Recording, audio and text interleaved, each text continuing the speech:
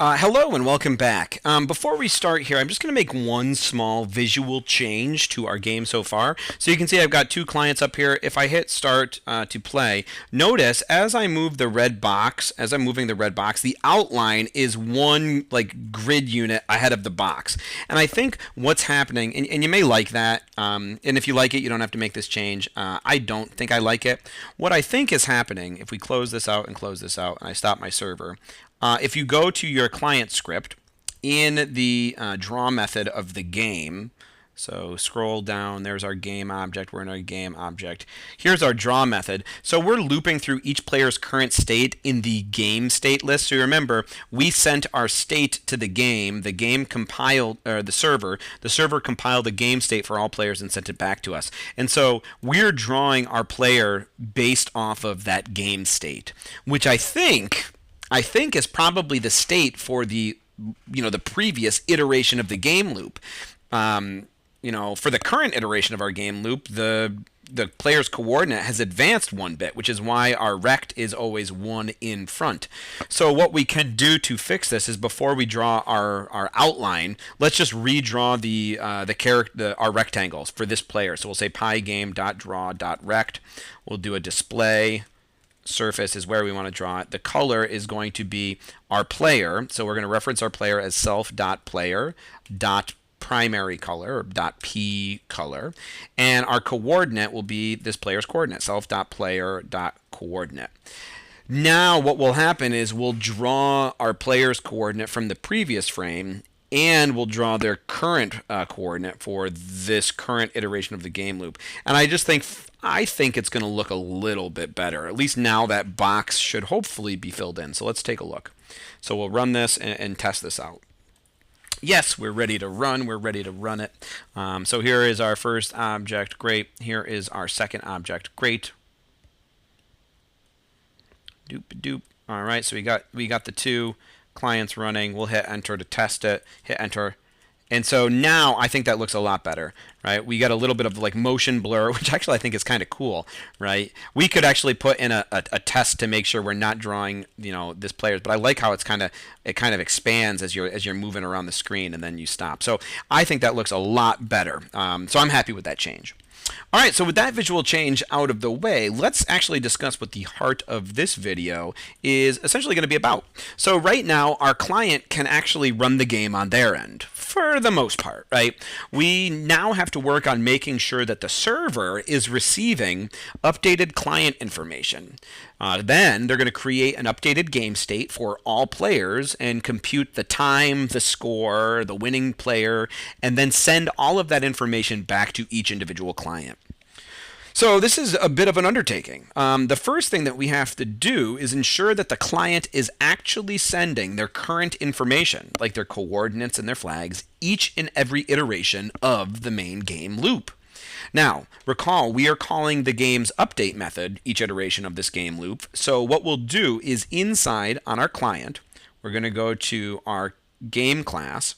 In the game's update method, which is called every iteration of the game loop, we'll make a call to send our specific player's information over to the server. So right here at the end here, if the player is currently playing, we will say send the player's current info to the server. So we'll say self.send player info. All right, so we're making a call to we're making a call to send player info, and if you look, send player info is already written. This is awesome. We already wrote this because we've already used this method, right? So we're going to send our updated coordinate and all of our status flags over to the server. Awesome. So, and that's going to happen every single iteration of our main game loop. We're going to try to send some information over to the server about our current position and our current status flags. So now let's head over to the server to make sure that we receive this information. So if we think the server has to essentially continuously be listening for these incoming packets from each and every single client when the game is being played. So we definitely need some threads for this. The question is, where should we start this thread? Well, we should start the thread once the game has begun. And if you recall, we are signaling the start of our game, I think, in our ready game method. So if I go to on my server now, we're going to go to the game object, and we're going to go inside of the game object to the ready game method, which is right here. Oh, I highlighted all of the text on the screen, and I said right here. So inside of here, if we look, we are starting the game right here, and we're sending our updated player flags to say, hey, time to start the game. So now that we have started the game, what we'll do, we'll say now that this player has started the game, and remember, the ready game method is running in a thread for each player that is connected to the server. So now that this player has started, create a thread to receive game information. And so we'll call this receive thread, and we'll make, say, threading.thread, and what will our target be here? Our target, well, we want to, what do we want to receive? We want to receive player information. And if I just scroll down, I'm going to highlight this so I know where I'm at. We've got receive pre-game player information. That's already written for us. That's kind of nice, but we're not pre-game anymore. We're actually playing the game. So we should call our target receive game player information. We're targeting, this method because now the game is actually being played. And we have some arguments. We got to make sure that we pass in the player and the player socket, which is not a problem. I know we have access to both of them, player and player socket. So we'll just forward them along here. So we'll say, okay, in this thread, we are going to target target is equal to self.receive game player info, and our arguments, args, are an iterable, so we'll make them a tuple, and we're going to send in our player and our player socket. Socket, not a soccer. That would be funny. And now we're going to start this thread. So let's start this thread. So receive thread dot start. Okay, so we've started the thread, so now we should probably go write receive game player info. Let's go write this method for our game class. So if we just scroll down, here we are, receive game player info. Okay, make sure you're in the right one. Don't put this in pre-game player info. We are in game player info. What do we want to do here? Well, we want this thread to run continuously as long as the current game round is being played, such that the server will always be listening for updated player coordinates during the game round, right? Every iteration of the game loop, the player is going to change their coordinate, and we want to get that information every iteration of the game loop. So we'll use a while loop. So we'll say while, but we don't want to do it forever. We only want to do it while the player is playing. Which player? This player right here, which is the player that the thread is running on. So we'll say while player dot is playing. All right. What do we need to do? Well, we've got to get some information from the player. So let's go back to the client and let's check what they are sending over. So I'm just going to highlight that so we know where we are when we come back here. If we look, we are sending player info, and send player info, we are sending a coordinate and a bunch of status flags. Cool. All right, so let's grab that stuff. So while player is playing, we'll first get a packet size for our header. So we'll say, I just got to make sure I'm at my right indentation. Okay, packet size is equal to player socket. So here is our socket. We have access to it.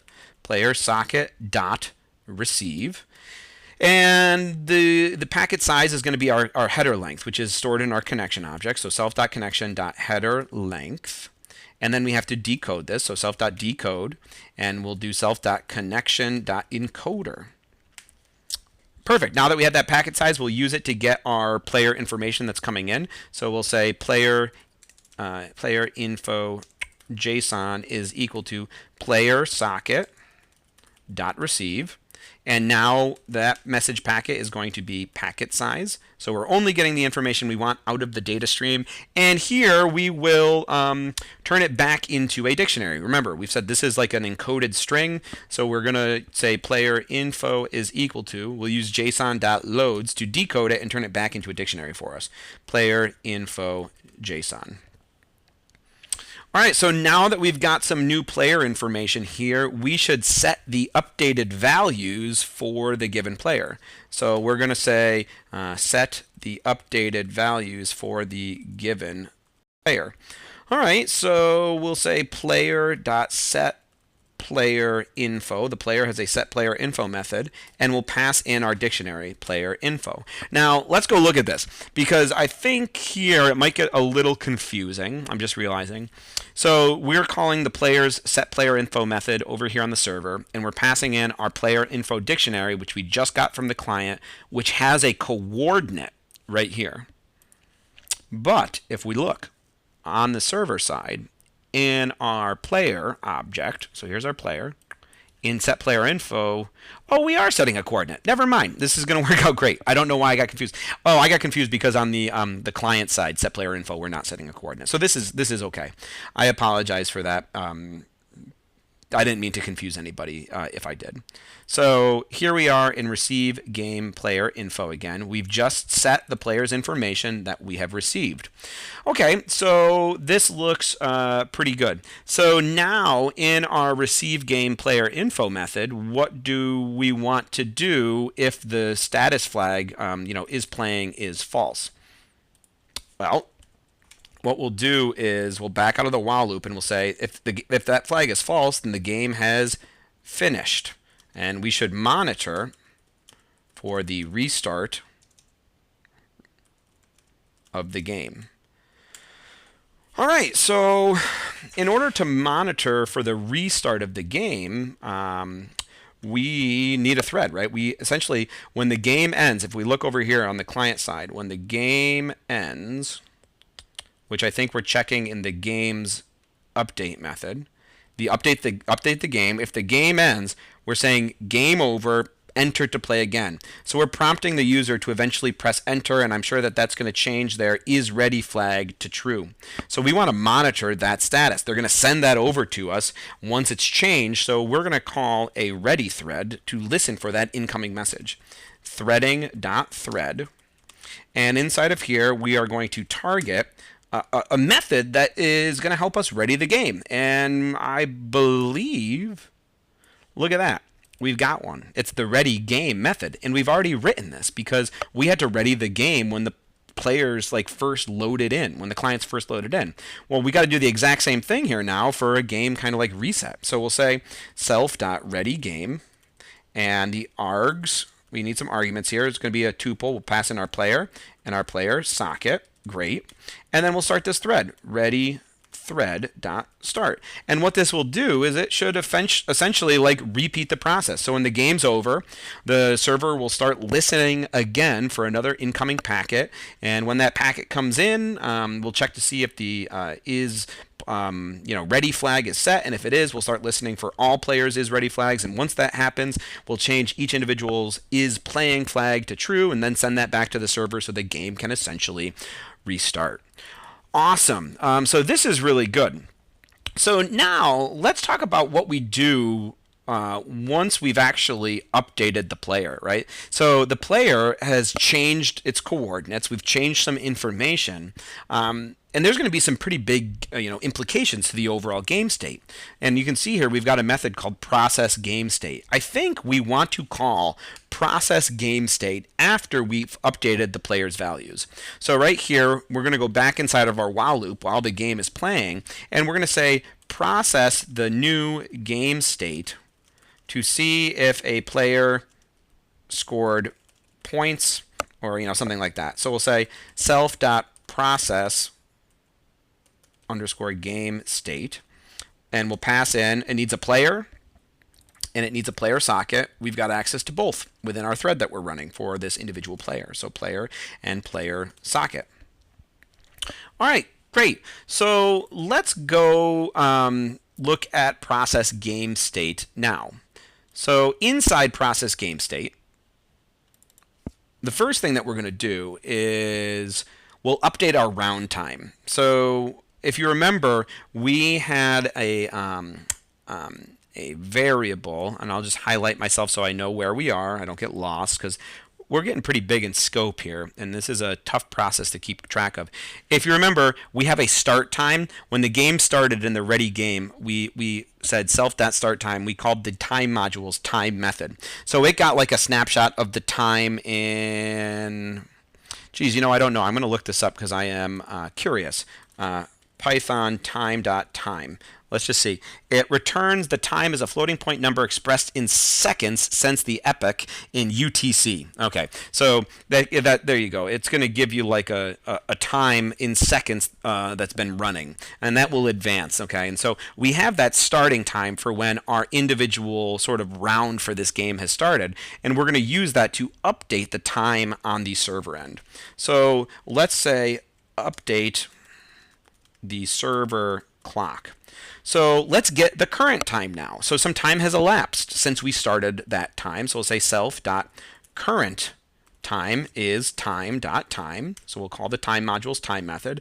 And now using those two times, let's figure out what the actual round time is of our game. So we'll say self.round time is equal to, and if we think about it, we had a starting time, round time, minus, so if that was like 30, I'm going to subtract how many seconds have elapsed. So inside of here, these are floats if you looked at that documentation. So we're going to turn these into integers. Self.current time minus self.start time.